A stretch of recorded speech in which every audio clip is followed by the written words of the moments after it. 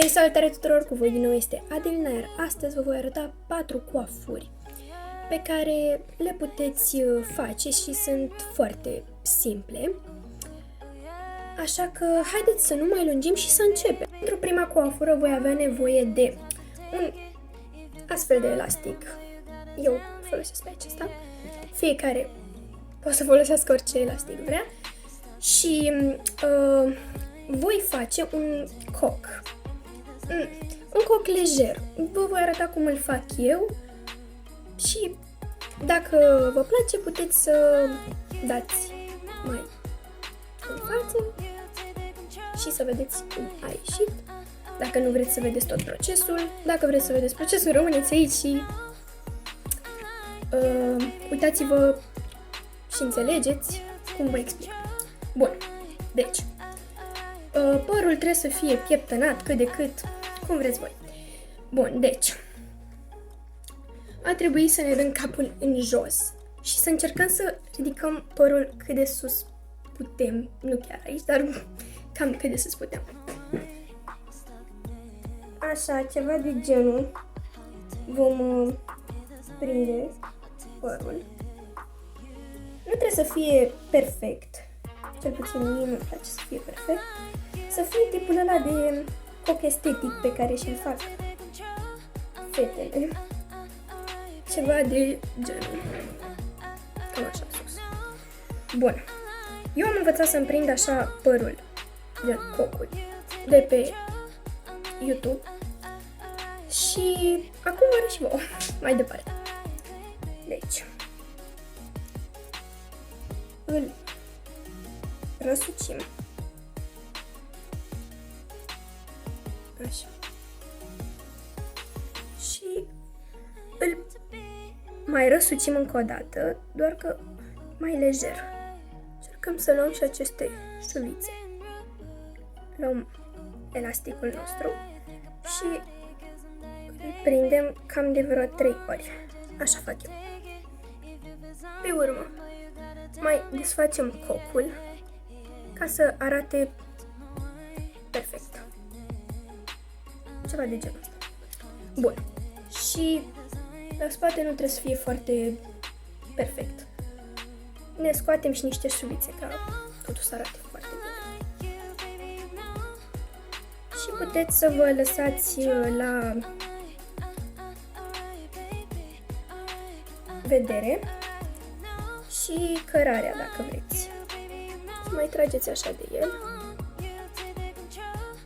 Puteți să vă scoateți așa șuvița. Să arate ceva de genul. Mie mi-a rămas un pic de păr aici. Dar nu-i nimic. Gata. Rezolvat. Sau puteți să vă mai scoateți de pe aici, de pe acolo. Ceva de genul ăsta.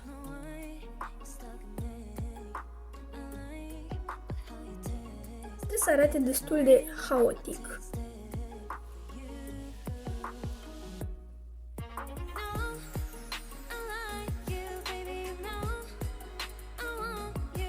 Ceva de genul.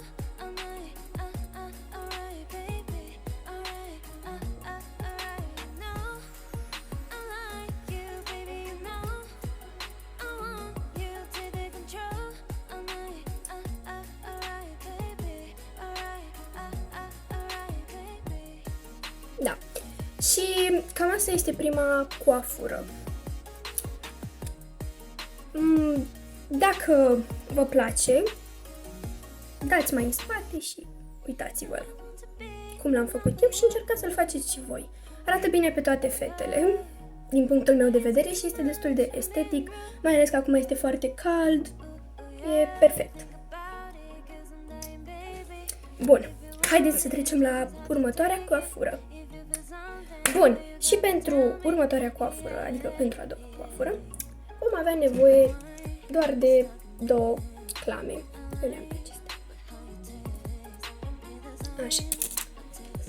E o coafură destul de simplă și foarte ușor de făcut. Ne vom secționa părul în 2 șuvițe, în 2 părți. Adică vom lua cam așa ceva. Nu avem nevoie de mai mult. Fie cât de cât egale. Și ne vom ridica o bucată de păr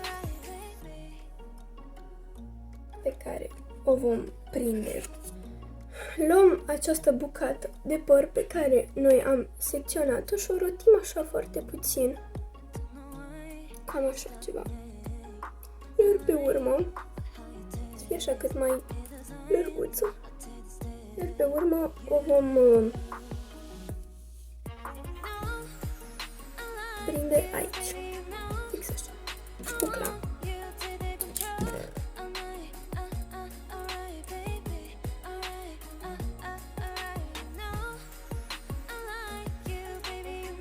Arată ciudat acum, dar o să arate bine. Ne dăm drumul la șuvița de păr și acoperim restul. Iar într-o parte va arăta așa.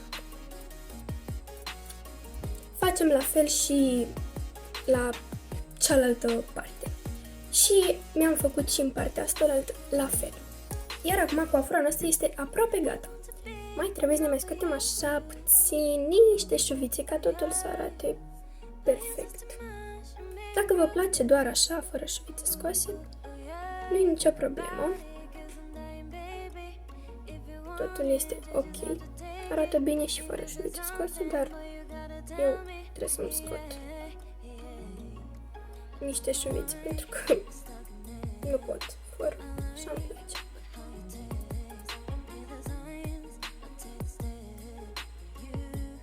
Cam așa ceva. Și cam așa va arăta coafura dintr-o parte și din partea asta.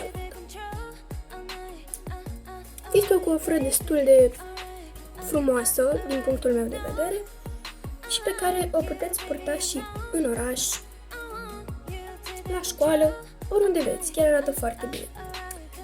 Bun, și haideți să trecem la următoarea coafură. Pentru următoarea coafură vom avea nevoie de mai multe elastice de genul și ne vom prinde codițele cum le-am avut și mai devreme, așa. Doar că vom lua de data aceasta părul din față, pe care vom încerca să îl prindem cât mai ok cu elastice.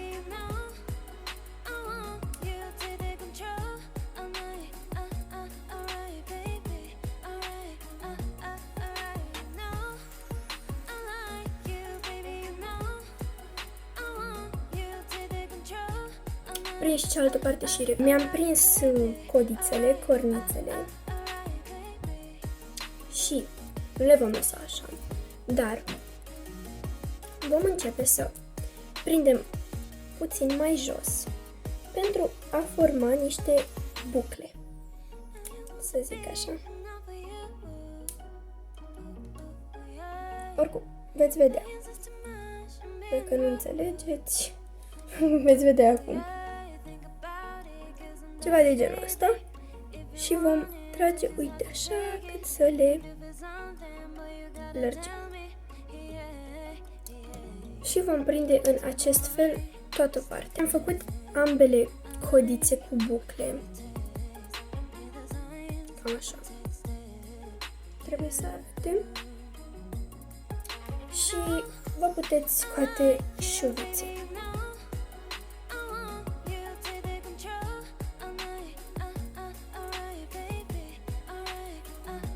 Cam așa ceva. Această coafură poate fi folosită și la diferite festivaluri, având în vedere că este una destul de frumoasă și drăguță. Apropo, mai ales că acum majoritatea oamenilor sunt la Beach Please. Dacă privește cineva videoclipul acesta și este la Beach Please, faceți asta coafură. Vă promit că va fi una. Așa. Cam așa. Și vă puteți ondula și părul dacă vreți. Va arăta mai drăguț. Eu nu vreau, dar dacă voi vreți, puteți să încercați. Bun, și haideți să trecem la următoarea coafură. Și pentru ultima coafură vom avea nevoie de de 6 elastice, tot așa, din astea mici. De data asta e mai bine să folosiți niște elastice așa micuțe. Pentru că asta este una foarte simplă. Ne vom lua din păr, efectiv niște șuițe din păr, pe care le vom împleti simplu.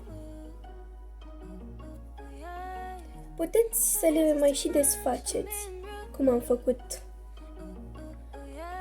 anterior, sau puteți să le lăsați așa cum le veți împleti voi.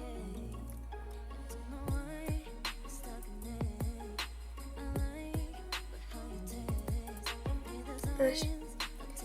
Ceva de genul trebuie să arate codița împletită. Sper că știți să faceți codițe împletite. Bun. Dar dacă nu, puteți să vă rugați mama, sora, fratele, o prietenă să vă împletească sau să vă învețe și pe voi. Așa. Codița noastră împletită. Eu nu voi mai desface de data asta. Și trebuie să mai facem încă 2 codițe, dar nu apropiate. Luăm așa o altă bucată de păr și o împletim. Revin când sunt gata. Eu am terminat să împletesc cele 6 codițe și vițe. Și pe partea asta și cam așa arată. Mi-am lăsat și 2 șuvițe în față pentru că mie așa îmi place, dar dacă dau după ureche arată la fel de bine. Și da, cam asta a fost ultima coafură. Cam atât a fost cu acest videoclip pe astăzi. Sper foarte mult că v-a plăcut și dacă v-a plăcut, nu uitați să dați un like, un share ca să-l vadă și prietenii voștri și să vă abonați la canalul meu de YouTube. Asta m-ar ajuta foarte mult și m-ar face foarte fericită și aș vedea că vă place ceea ce fac. Apropo, nu uitați să-mi scrieți în comentarii care a fost coafura voastră preferată dintre toate cele 4 și de câte ori am spus coafura în acest vlog. Eu îmi voi da inimioară comentariului corect. Vă pup și vă iubesc și ne vedem pe data viitoare. Bye!